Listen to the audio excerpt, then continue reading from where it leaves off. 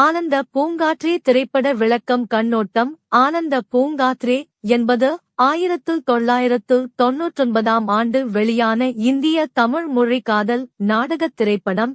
ராஜ் கபூர் எழுதி இயக்கியுள்ளார். இப்படத்தில் அஜித் குமார் மற்றும் மீனா ஆகியோர் முக்கிய வேடங்களில் நடித்துள்ளனர். மாளவிகா ஒரு துணை வேடத்தில் நடித்துள்ளார் மற்றும் கார்த்திக் கெஸ்ட் தோற்றத்தில் நடித்துள்ளார். கதை காதல், மரியாதை மற்றும் உறவுகளின் சிக்கலான கருப்பொருள்களைச் சுற்றி வருகிறது. கதை சுருக்கம்: தன் மகன் நந்துவுடன் வாழும் விதவை மீனாட்சியே மீனா அமைதியாக காதலிக்கும் ஜீவாவே அஜித் குமார் நடித்தார். மையமாகக் கொண்டது கதை. 4 ஆண்டுகளாக மக்கள் பல்வேறு பணிகளைச் செய்ய உதவும் ஏடிசட் என்ற அமைப்பை நடத்தும்போது தூரத்திலிருந்து அவளைப் போற்றுகிறார். ஆரம்பத்தில் ஜீவாவை தன் வாடிக்கையாளருக்காக பின்தொடரும் திவ்யா, மாளவிகா எதிர்பாராத விதமாக அவனிடம் விழும்போது சதி அடர்த்தியாகிறது. அவள் முன்னேறினாலும் ஜீவா மீனாட்சியின் மீதான பாசத்தில் உறுதியாக இருக்கிறான். அவரது உணர்வுகளைப் பற்றி அழுத்தும்போது அவர் மீனாட்சியை நேசிக்கிறார் என்பதை வெளிப்படுத்துகிறார்.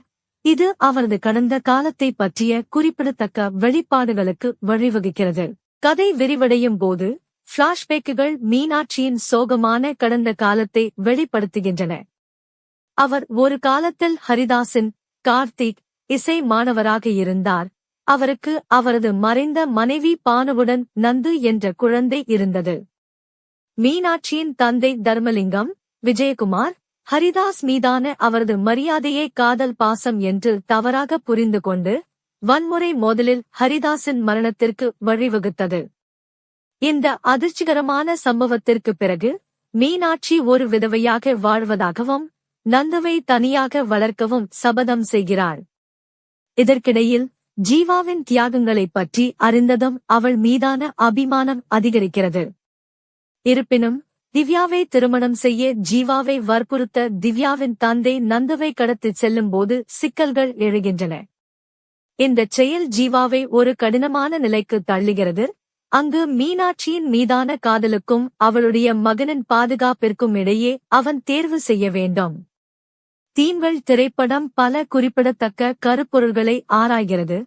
உணர்ச்சிகளின் தவறான விளக்கம், மையக் கருப்பொருள் மரியாதையை எப்படி அன்பாக தவறாக கருதலாம் என்பதைச் சுற்றியே உள்ளது. தியாகமும் கடமையும். மீனாட்சியின் கடந்த காலம் இருந்த போதிலும் நந்துவை வளர்ப்பதில் அவள் காட்டிய அர்ப்பணிப்பு தியாகத்தின் கருப்பொருளை எடுத்துக்காட்டுகிறது.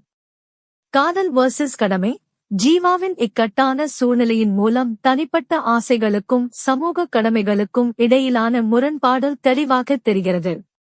வரவேற்பு: மே 27, 1999 அன்று வெளியானதும் ஆனந்த பூங்காற்றே விமர்சகர்கள் மற்றும் பார்வையாளர்களிடமிருந்து நேர்மறையான விமர்சனங்களை பெற்றது.